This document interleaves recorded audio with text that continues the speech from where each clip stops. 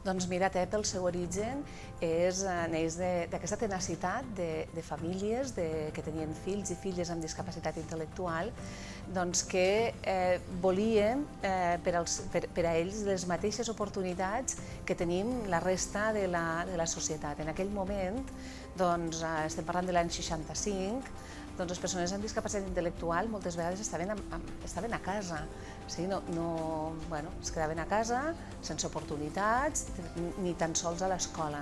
I llavors ells volien que els seus fills s'incorporaren al món laboral i van començar a treballar.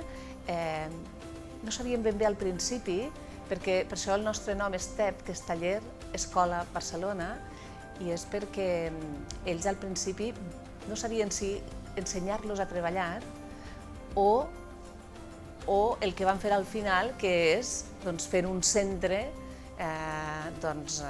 perquè ells treballaven, perquè la societat i les empreses no estaven en aquells moments preparats per acceptar les persones amb altres capacitats.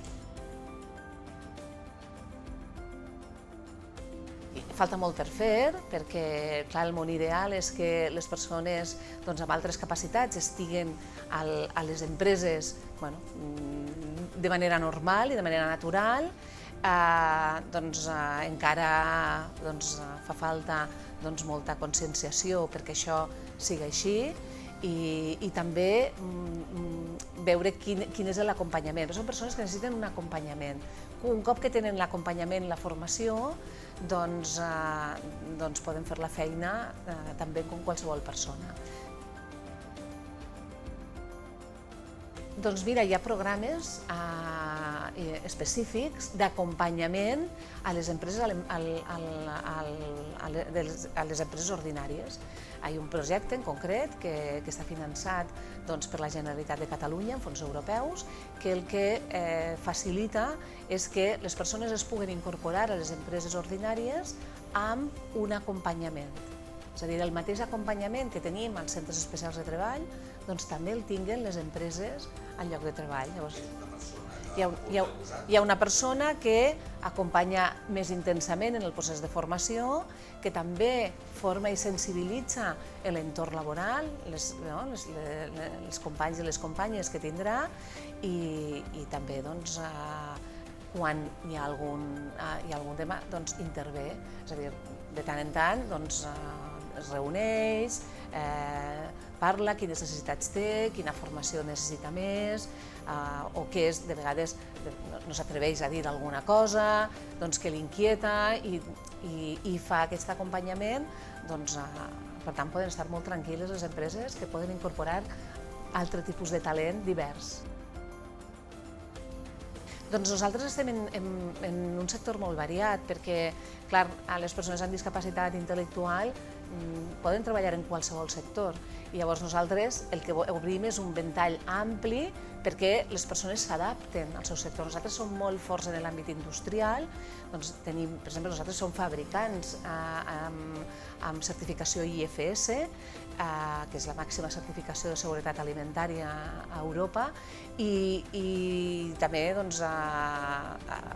tenim jardiners, tenim professionals de l'àmbit de la neteja, tenim un ventall amplíssim, tenim una granja de bolets, és a dir, estem en molts sectors. Això depèn de la persona. Les persones amb discapacitat intel·lectual, tradicionalment, les feines que per ells millor desenvolupen són les feines que tenen l'àmbit més mecànic, més manual, tot i que ara ve molta gent ja formada de les escoles que està molt ben estimulada perquè les famílies i les escoles han fet una feina molt important i cada vegada més s'obren pas en sectors. Per exemple, nosaltres tenim una persona, que abans ho ha explicat Anna Maria, incorporada al Departament de Comunicació, perquè són bons comunicadors també. Llavors també han d'estar o com a validadors de metodologia lectura fàcil.